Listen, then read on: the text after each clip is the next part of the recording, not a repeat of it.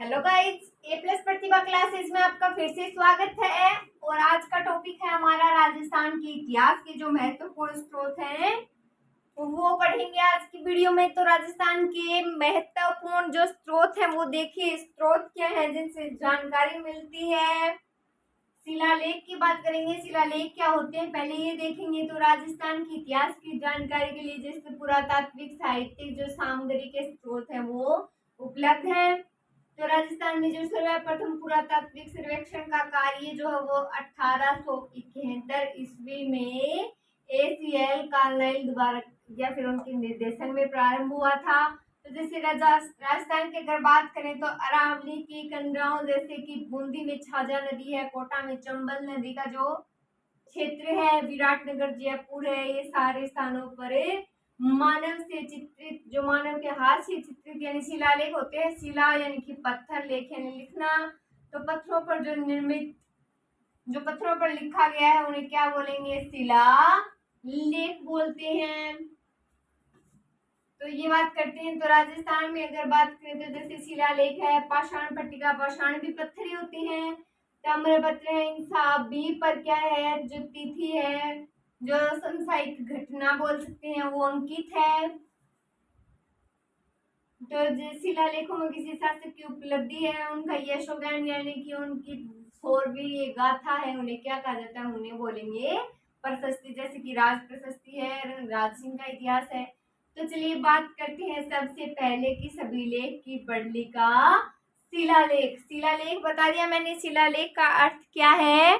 तो शिलालेख का अर्थ यही है पत्थरों पर लिखा हुआ। तो लिखिए बड़ली का शिलालेख, लगाइए बड़ली का शिलालेख, बड़ली का शिलालेख। तो बड़ली का शिलालेख स्थापना वर्ष है इसकी 443 ईसा पूर्व। ईसा पूर्व का क्या मतलब होता है? ईसा के जन्म से पहले। तो पहले इसका समय लिख लीजिए। स्थापना वर्ष है 443 ईसा पूर्व, 443 ईसा पूर्व। तो इसमें विशेष क्या है? तो जो बड़ली है तो अजमेर से प्राप्त राजस्थान का सबसे प्राचीन शिलालेख यही है। तो अजमेर संग्रहालय में रखा गया है। ब्रह्म लिपि इसमें उत्कीर्ण है यानी कि खोदी गई है।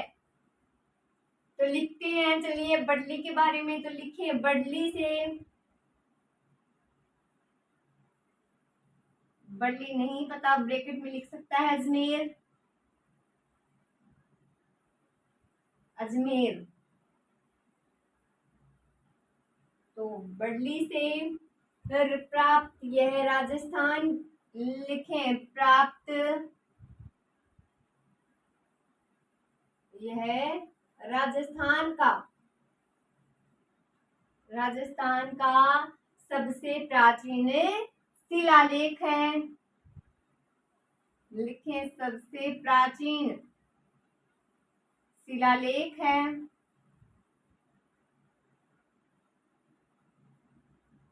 सबसे प्राचीन शिलालेख है। अजमेर संग्रहालय में रखा गया है, ये बात भी नोट करें। अजमेर संग्रहालय में रखा गया है।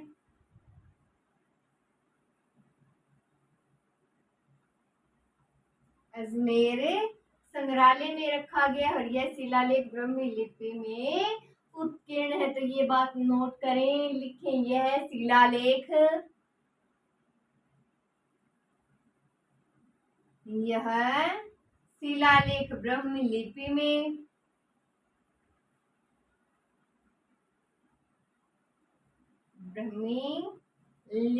में उत्कीर्ण है। आ गई बात समझ में? बड़ली का शिलालेख राजस्थान के इतिहास के महत्वपूर्ण स्रोत पढ़ रहे हैं। बड़ली, तो बड़ली का शिलालेख देखिए, स्थापना वर्ष 443 ईसा पूर्व कब है? 443 ईसा पूर्व। तो बडली अजमेर से प्राप्त है राजस्थान का सबसे प्राचीन शिलालेख है। अजमेर संग्रहालय में रखा गया है और यह शिलालेख ब्राह्मी लिपि में उत्कीर्ण है। किस लिपि में उत्कीर्ण है? ब्राह्मी लिपि में उत्कीर्ण है। तो आप पढ़ते हैं गोसुंडी शिलालेख वर्तमान में जो उदयपुर संग्रहालय में सुरक्षित है उसकी बात करेंगे। तो आप हेडिंग लगा लीजिए गोसुंडी शिलालेख।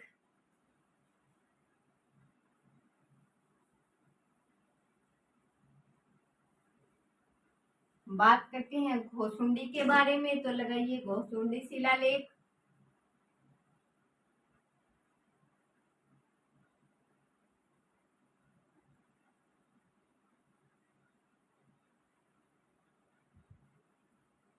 घोसुंडी शिलालेख तो द्वितीय शताब्दी ईसा पूर्व समय लिखे। सबसे पहले द्वितीय शताब्दी लिखे, पहले द्वितीय शताब्दी ईसा पूर्व ईसवी पूर्व ईसा पूर्व। तो देखिए घोसुंडी शिलालेख जो है वर्तमान में उदयपुर संग्रहालय में सुरक्षित है और यह अभिलेख जो है घोसुंडी गांव चित्तौड़गढ़ से प्राप्त हुआ है। कई टुकड़ों में ये विभाजित है। भाषा संस्कृत है और लिपि वही कौन सी है? ब्राह्मी लिपि है। और ये पढ़ा किसके द्वारा गया? तो ये सर्वप्रथम D.R. भंडारकर द्वारा पढ़ा गया है। तो ये सारी बात इसमें नोट करते हैं। हेडिंग लगाइए आप घोसुंडी शिलालेख और स्थापना वर्ष लिखनी है द्वितीय शताब्दी ईसा पूर्व। तो लिखिए यह अभिलेख घोसुंडी गांव, लिखें यह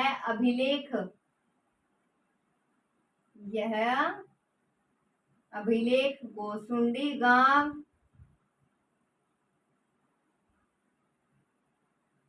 घोसुंडी गांव नगरी चित्तौड़ या चित्तौड़गढ़ से प्राप्त हुआ है।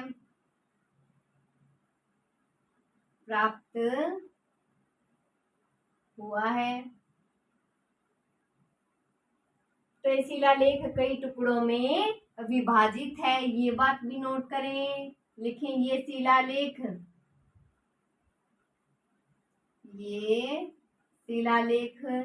कई टुकड़ों में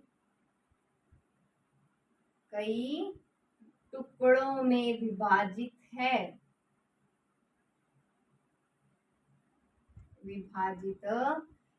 तो शिलालेख जो कई टुकड़ों में विभाजित है। इसकी भाषा संस्कृत है और लिपि ब्राह्मी लिपि है। लिखें इसकी भाषा संस्कृत,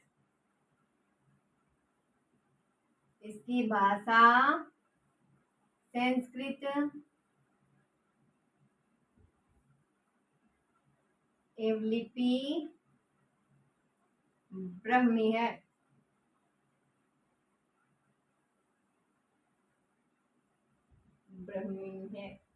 और ये सर्वप्रथम किसके द्वारा पढ़ा गया? D.R. भंडारकर के द्वारा पढ़ा गया। ये बात लिख लीजिए सर्वप्रथम।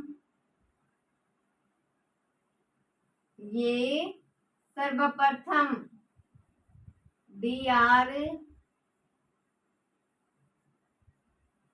भंडारकर द्वारा पढ़ा गया।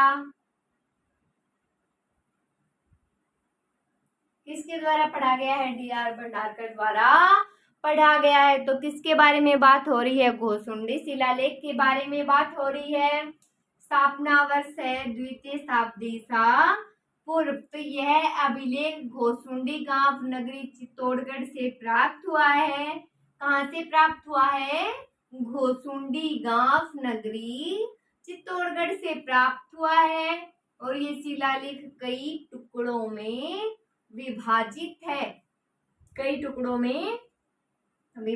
है। इसकी भाषा संस्कृत और लिपि ब्राह्मी है। तो सर्वप्रथम D.R. भंडारकर द्वारा पढ़ा गया। सर्वप्रथम किसके द्वारा पढ़ा गया? D.R. भंडारकर द्वारा सर्वप्रथम ये पढ़ा गया। तो आगे बात करते हैं इसी के बारे में। इतनी बात नोट हो गई। अभिलेख जो है गोसुंडी गांव नगरी चित्तौड़गढ़ से प्राप्त हुआ, कई टुकड़ों में विभाजित है। इसकी भाषा संस्कृत लिपि ब्राह्मी है और ये सर्वप्रथम D.R. भंडारकर द्वारा पढ़ा गया। किसके द्वारा पढ़ा गया? तो सर्वप्रथम पढ़ा गया D.R. भंडारकर द्वारा। आगे लिखते हैं इसी के बारे में, थोड़ा और लिखें। लिखे भागवत धर्म से संबंधित इस शिलालेख में संकर्षण और वासुदेव की पूजा तथा गजदेव की सर्वसात अश्वमेध यज्ञ करने का उल्लेख भी है। और वर्तमान में कहाँ सुरक्षित है? ये उदयपुर में। तो लिखें भागवत धर्म से संबंधित, लिखें भागवत धर्म से संबंधित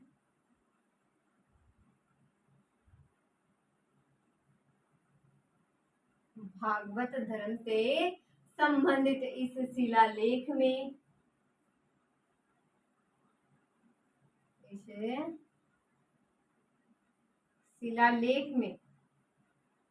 संकर्षण और वासुदेव की पूजा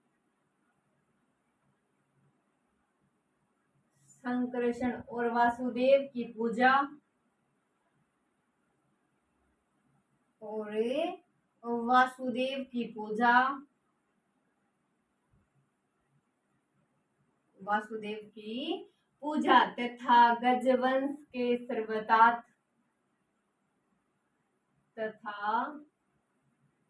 गजवंश के सर्वतात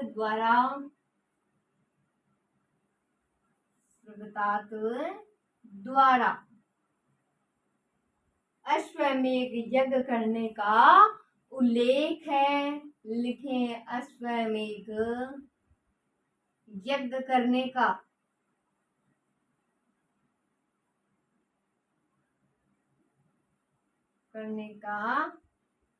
उल्लेख है। तो भागवत धर्म से संबंधित इस शिलालेख में संकर्षण और वासुदेव की पूजा तथा गजवंश के सर्वतात अश्वमेध यज्ञ करने का उल्लेख है। और आगे लिखें, क्या लिखेंगे? वर्तमान में यह उदयपुर संग्रहालय में सुरक्षित है। तो लिखें वर्तमान में यह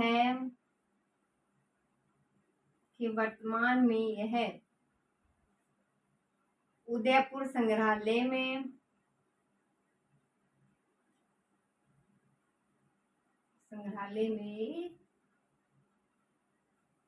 सुरक्षित है। तो वर्तमान में कहाँ है सुरक्षित? उदयपुर संग्रहालय में सुरक्षित है। आगे बात करते हैं बसंतगढ़ शिलालेख की। तो आप हेडिंग लगाइए बसंतगढ़ शिलालेख।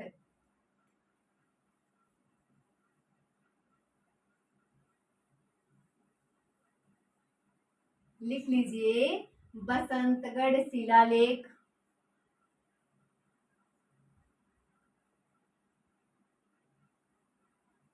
दो पढ़ लिए हैं, नंबर 3 लगाइए।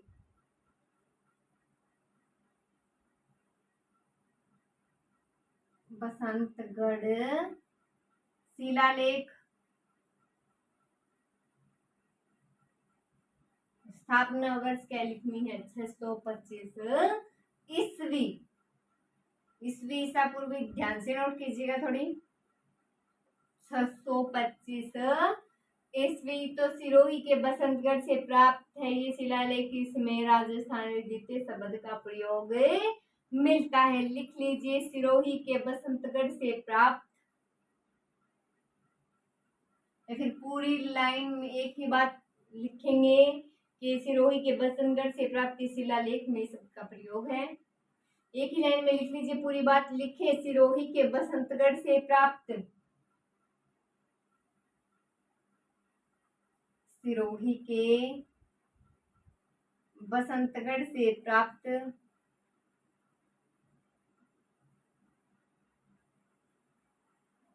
सिरोही के बसंतगढ़ से प्राप्त शिलालेख में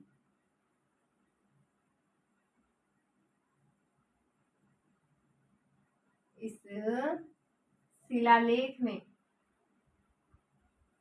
राजस्थानी द्वितीय राजस्थानी द्वितीय शब्द का प्रयोग मिलता है।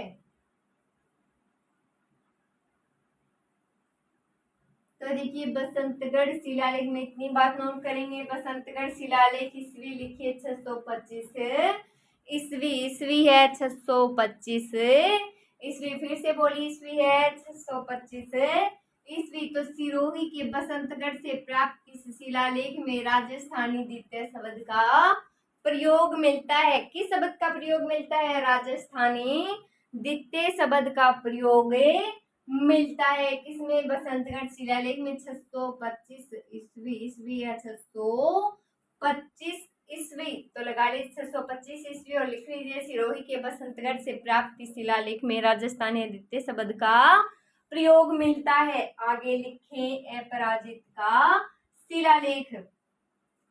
लिखते हैं अपराजित का शिलालेख। लिख लीजिए नंबर 4 लगाकर अपराजित का शिलालेख।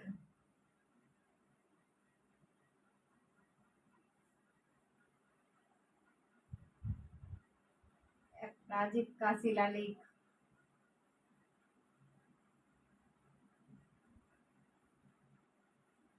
तो देखिए 661 ईस्वी। ईस्वी है 661 ईस्वी।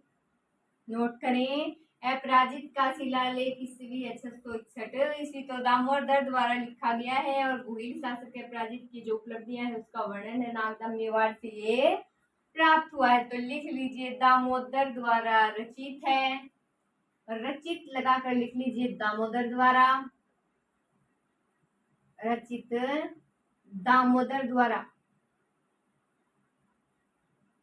दामोदर द्वारा रचित है। और इस शिलालेख में गुहिल शासक अपराजित जो थे उनकी उपलब्धियों का वर्णन है। तो लिख लीजिए रचित किसके द्वारा? दामोदर द्वारा। और इस शिलालेख में गुहिल शासक लिखे। इस शिलालेख में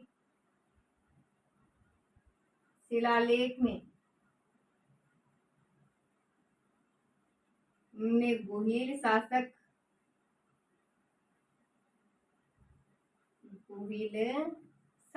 अपराजित नाम है ये। अपराजित की उपलब्धियों का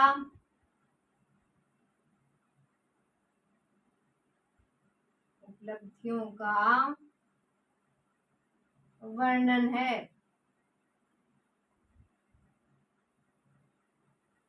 उपलब्धियों का वर्णन और नागदा मेवाड़ से प्राप्त है। ये बात भी लिख लीजिए। लिखें नागदा मेवाड़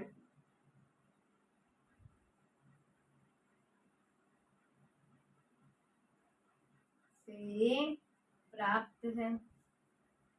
तो अपराजित का शिलालेख 661 ईस्वी। ईस्वी है 661 ईस्वी। अपराजित का शिलालेख ईस्वी देखिए 661 ईस्वी। रचित है दामोदर द्वारा। किसके द्वारा रचित है ये?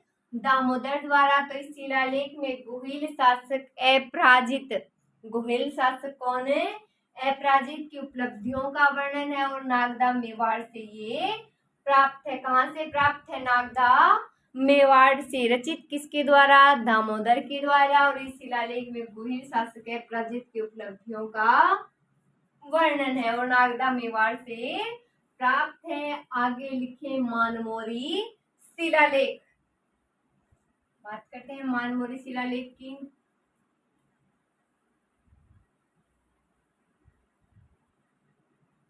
लगा लीजिए नंबर 5 लगाकर लिख लीजिए मानमोरी शिलालेख। मानमोरी शिलालेख। मानमोरी शिलालेख ईस्वी लिख लीजिए। स्थापना वर्ष है 713 ईस्वी। सन है ये 713 ईस्वी। लिख लीजिए मानमोरी शिलालेख 713 ईस्वी। अब बात करते हैं हम मानमोरी शिलालेख के बारे में। ये चित्तौड़गढ़ में मानसरोवर झील के किनारे कर्नल टोड को मिला था, कर्नल टोड को प्राप्त हुआ। तो इसमें क्या है, तो इसमें चित्तौड़ की प्राचीन स्थिति, मान मौर्य जो वंश था, मौर्य वंश, महेश्वर, भीम राजा जैसे भोज है, मान है, उनका उल्लेख है इसमें मानमोरी शिलालेख में। तो आप हेडिंग लगाइए मानमोरी शिलालेख 713 ईस्वी। तो बात करते हैं, तो लिखें यह चित्तौड़गढ़ में मानसरोवर झील के किनारे, लिखें यह चित्तौड़गढ़ में, यह चित्तौड़गढ़ में मानसरोवर झील के किनारे, मानसरोवर झील के किनारे, झील के किनारे, किसके किनारे, मानसरोवर झील के किनारे किसे प्राप्त हुआ था, कर्नल टोड को। तो लिखें कर्नल टोड को प्राप्त हुआ था, प्राप्त हुआ था, कर्नल टोड को प्राप्त हुआ था। तो इसमें चित्तौड़ की प्राचीन स्थिति और मौर्य वंश के जो शासक हैं उनका उल्लेख किया गया। तो ये बात नोट करते हैं, चलिए लिखना स्टार्ट करें। लिखें इसमें चित्तौड़ की प्राचीन स्थिति, इसमें चित्तौड़ की प्राचीन स्थिति,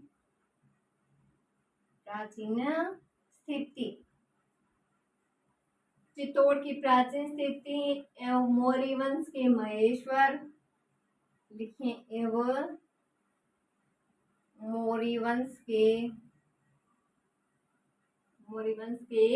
महेश्वर, मौर्य वंश के महेश्वर, भीम,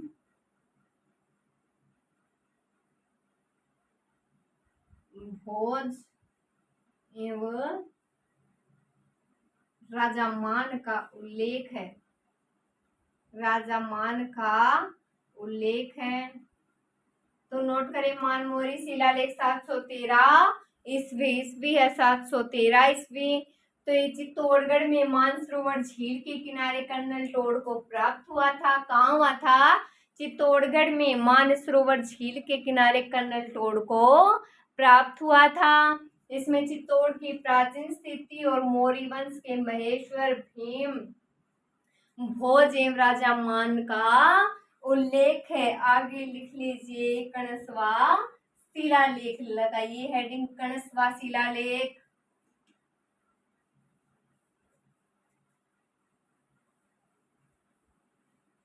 लिख लीजिए कणस्वा शिलालेख,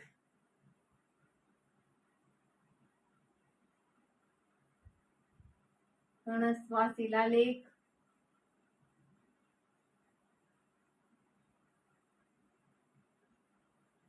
शिलालेख स्थापना वर्ष की अगर बात करें तो 738 ईस्वी, लगाइए 738 ईस्वी, 738 ईस्वी। तो कोटा के कंसुआ गांव के शिवालिक में उत्कीर्ण धवल नामक मौर्य वंशी राजा को उल्लेख है। इसमें जो क्या प्रमाणित करता है कि मौर्य वंश के जो राजा था उसका संबंध किसे था, राजस्थान से था। तो लिखते हैं कोटा के कसवा गांव में शिवालय में उत्कीर्ण, लिखें कोटा के, कहाँ के, कोटा के कसवा गांव के, कसवा गांव के, कोटा के कसवा गांव के शिवालय में उत्कीर्ण,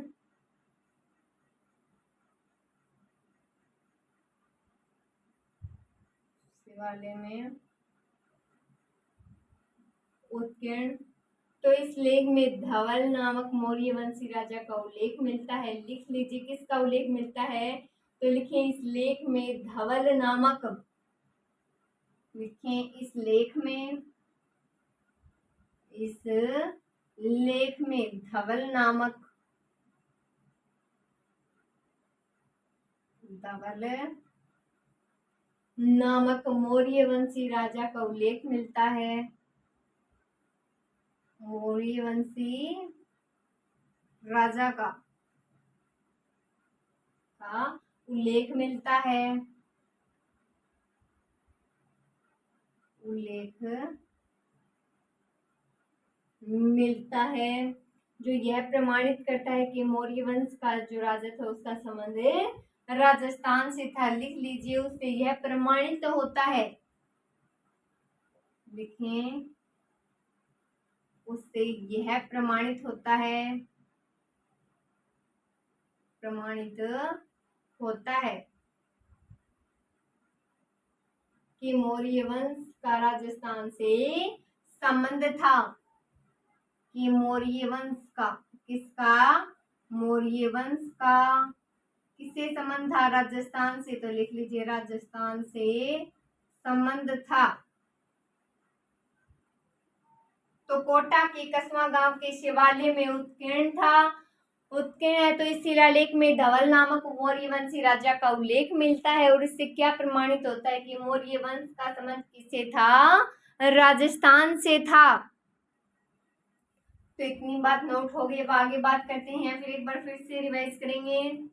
तो कोटा की कसवा गांव के शिवालय में उत्कीर्ण, तो इस लेख में धवल नामक मौर्य वंशी राजा का उल्लेख मिलता है। उससे क्या प्रमाणित होता है? उससे प्रमाणित होता है कि मौर्य वंश का राजस्थान से संबंध था। आगे लिखिए, नंबर 7 लगा लीजिए, खटियाला शिलालेख। तो लगाइए हेडिंग, नंबर 7 लगाइए, खटियाला शिलालेख। खटियाला शिलालेख।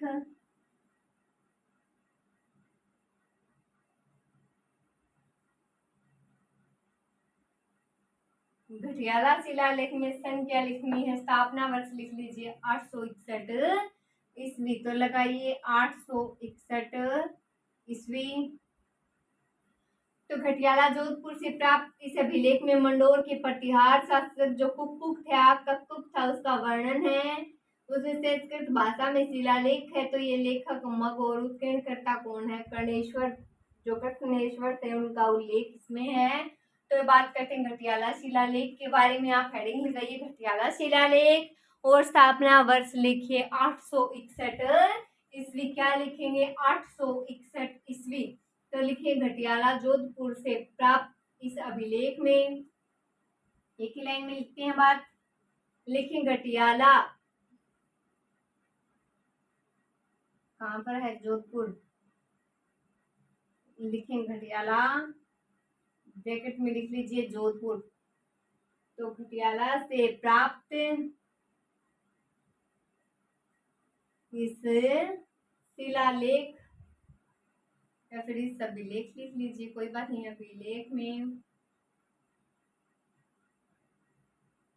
अभिलेख में मंडोर के प्रतिहार शासक, मंडोर के प्रतिहार शासक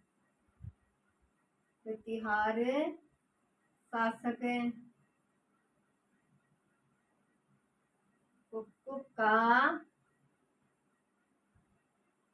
वर्णन है।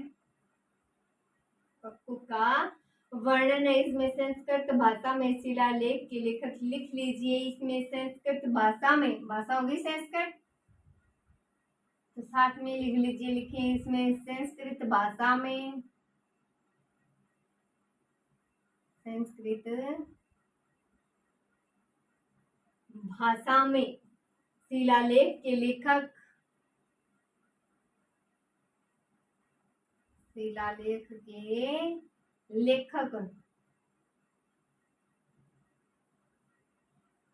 लेखक मग और उत्कीर्णकर्ता, लेखक तो मग और उत्कीर्णकर्ता लिखें। और उत्कीर्णकर्ता, जिसने उत्कीर्ण किया, उत्कीर्णकर्ता उस पर पत्थरों पर, शिलालेखों पर, शिलाओं पर, चट्टानों पर जो उल्लेख किया वहां लिखा, वो कौन है? कृष्णेश्वर। कृष्णेश्वर का उल्लेख है। तो घटियाला शिलालेख 861 ईस्वी, ईस्वी है 861। तो घटियाला जोधपुर से प्राप्त शिलालेख में मंडोर के प्रतिहार शासक कप्पू का वर्णन है। और इस भाषा में, किस भाषा में, ये तो भाषा है संस्कृत। कौन सी है? संस्कृत। तो इसमें लेखक मग और उत्कीर्णकर्ता कृष्णेश्वर का उल्लेख है। आगे लिखें, घटियाला हो गया, लिखे नंबर 8 लगाकर सारणेश्वर प्रशस्ति। तो लिखे सारणेश्वर प्रशस्ति।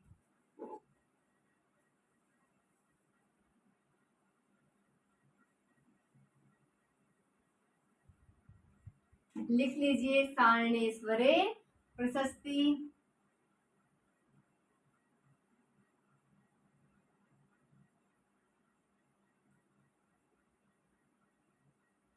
सारणेश्वर प्रशस्ति। ईस्वी है 953 ईस्वी। स्थापना वर्ष लिख लीजिए 953 ईस्वी। तो उदयपुर के सारणेश्वर मंदिर से प्राप्त इस प्रशस्ति में वराह मंदिर की व्यवस्था, स्थानीय व्यापार कर है, इन सारे विषयों के बारे में पता चलता है। तो आप हेडिंग लगाइए सारणेश्वर प्रशस्ति। स्थापना वर्ष 953 ईस्वी, 953 ईस्वी। तो लिखे इसमें सारणेश्वर में लिखे उदयपुर के सारणेश्वर मंदिर,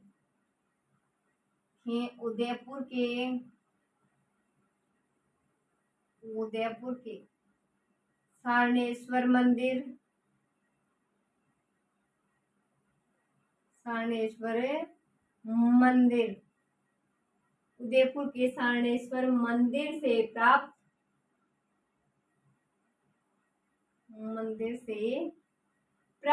इस प्रशस्ति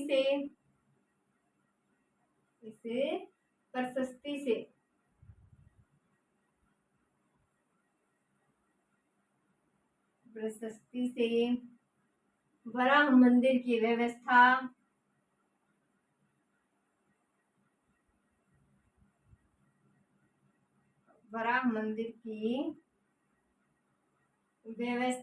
स्थानीय व्यापार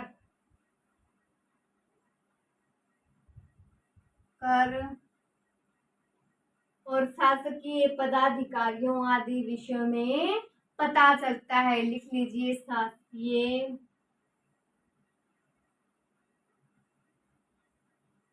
पदाधिकारियों आदि के विषय में पता चलता है।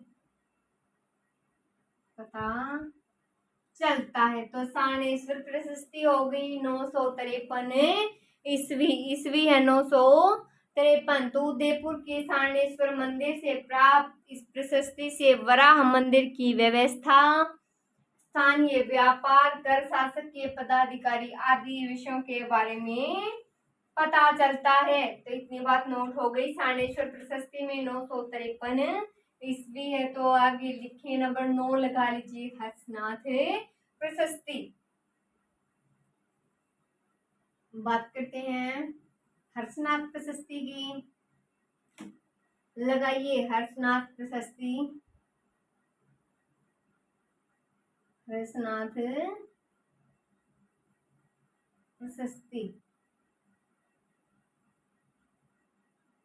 973 ईस्वी, 973 ईस्वी। तो सीकर के हर्षनाथ पहाड़ी से प्राप्त है। इस प्रशस्ति में चौहानों को जो वंशक्रम यानी कि वंशवाही वंश की उपलब्धियों का वर्णन किया गया है। तो हर्षनाथ प्रशस्ति सन लिख लीजिए 973 ईस्वी, ईस्वी है 973 ईस्वी। तो लिखे इसमें सीकर के हर्षनाथ पहाड़ी से प्राप्त, लिखें सीकर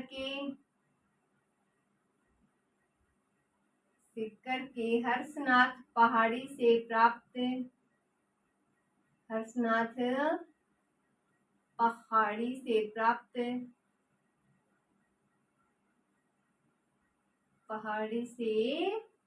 प्राप्त, इस लेख में,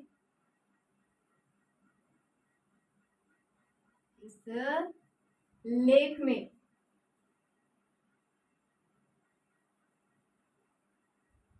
चौहानों का वंश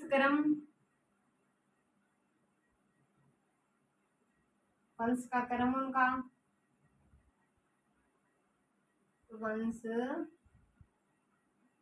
क्रम एवं उपलब्धियों का वर्णन है। लिखें एवं उपलब्धियों का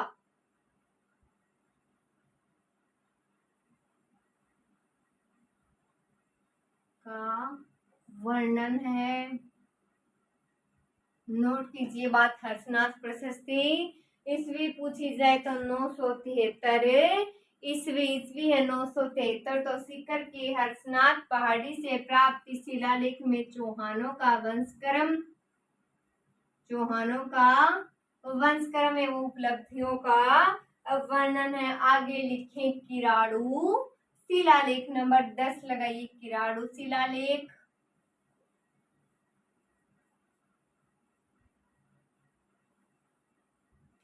नंबर 10 में लिखिए किराड़ू शिलालेख।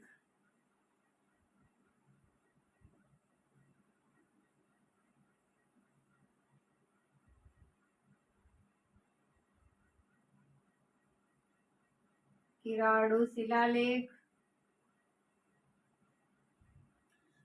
तो ईस्वी लिख लीजिए 1161 ईस्वी है 1161। तो बाड़मेर के किराड़ू शिव मंदिर से प्राप्त है। ये लेख संस्कृत भाषा में है और परमाणु की उत्पत्ति ऋषि वशिष्ठ के आबू यज्ञ से इन्होंने यानी इससे जानकारी मिलती है किराड़ू शिलालेख से।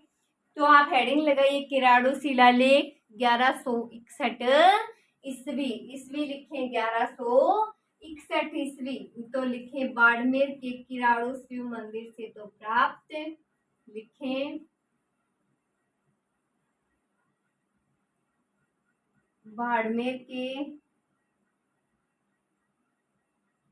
किराड़ू शिव मंदिर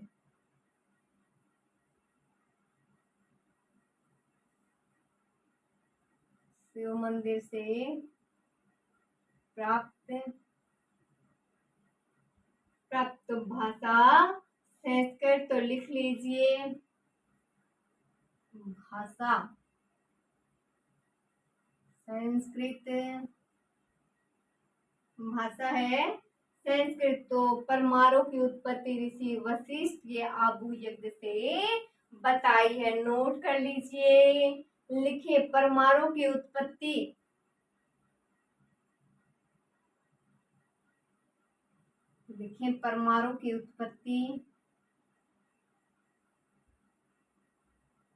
परमाणु की उत्पत्ति किससे? ऋषि वशिष्ठ के आबू यज्ञ से। लिखें ऋषि वशिष्ठ के आबू यज्ञ से बताई है। आबू यज्ञ से बताई है। तो आगे लिखेंगे बिजोलिया शिलालेख। पहले इतना देखिए किराड़ू शिलालेख 1161 ईस्वी है। ईस्वी है 1161। बाड़मेर की किराड़ू शिव मंदिर से प्राप्त है। कहाँ से प्राप्त है? बाड़मेर के किराड़ू शिव मंदिर से प्राप्त है। भाषा है संस्कृत भाषा संस्कृत। तो परमाणु की उत्पत्ति ऋषि वशिष्ठ के आबू यज्ञ से बताई है। किसे बताई है? आबू यज्ञ से। ऋषि वशिष्ठ के आबू यज्ञ से परमाणु की उत्पत्ति बताई गई है। किसमें? किराड़ू शिलालेख में। तो आगे लिखे बिजोलिया शिलालेख। लगाइए हेडिंग बिजोलिया शिलालेख।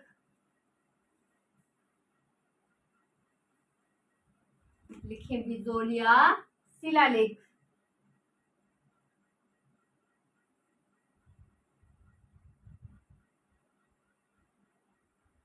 बिजोलिया शिलालेख पढ़ते हैं।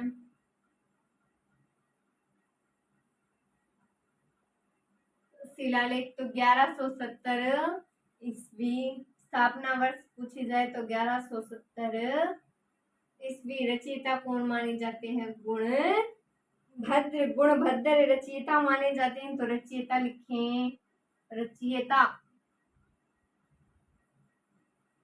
गुणभद्र,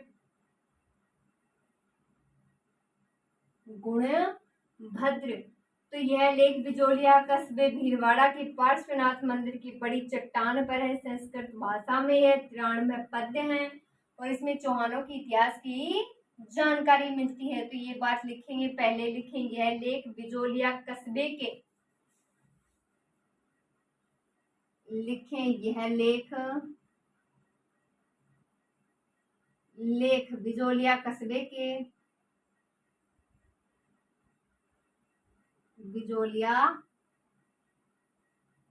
कस्बे के, बिजोलिया कस्बे के भीलवाड़ा के, बिजोलिया कस्बा भीलवाड़ा लिख लीजिए स्थान जिसको नहीं पता, कि पार्श्वनाथ मंदिर की बड़ी चट्टान पर उत्कीर्ण है। देखिए पार्श्वनाथ मंदिर की, पार्श्वनाथ है मंदिर की बड़ी चट्टान पर उत्कीर्ण है। भाषा है संस्कृत, भाषा लिख लीजिए संस्कृत। इतनी बात नोट कीजिए, आगे लिखते हैं फिर। बिजोलिया शिलालेख ईस्वी 1170 ईस्वी, रचयिता है गुणभद्र। कौन है? गुणभद्र। तो यह लेख बिजोलिया कस्बे के, बिजोलिया कस्बे के भीलवाड़ा के पार्श्वनाथ मंदिर की बड़ी चट्टान पर उत्कीर्ण है और भाषा है संस्कृत, भाषा है संस्कृत। आगे लिखते हैं इसके बारे में। ईस्वी तो चलो रैंडम दीजिए, 1170 ईस्वी। तो लिखिए इसमें 93 पद्य हैं जिनमें चौहानों के इतिहास की जानकारी मिलती है। लिखें इसमें 93 पद्य हैं। गद्य पद्य भाग नहीं होते क्या? जिनमें चौहानों के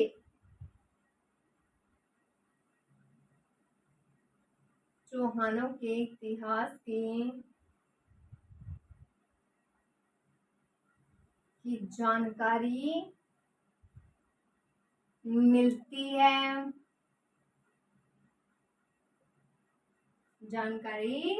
मिलती है, तो इसमें चौहानों के को वत्स गोत्रीय ब्राह्मण बताया गया। क्या बताया है? वत्स गोत्रीय ब्राह्मण बताया है। लिख लीजिए इसमें चौहानों को, बिजोलिया की बात है बिजोलिया शिलालेख में, इसमें चौहानों को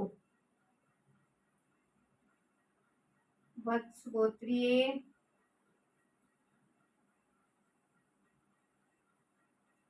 ब्राह्मण बताया है, वत्स गोत्रीय ब्राह्मण बताया है तथा तत्कालीन कृषि धर्म शिक्षण व्यवस्था स्थलों की इसमें जानकारी भी मिलती है। वो आवश्यकता नहीं है, आप इतना नोट करें।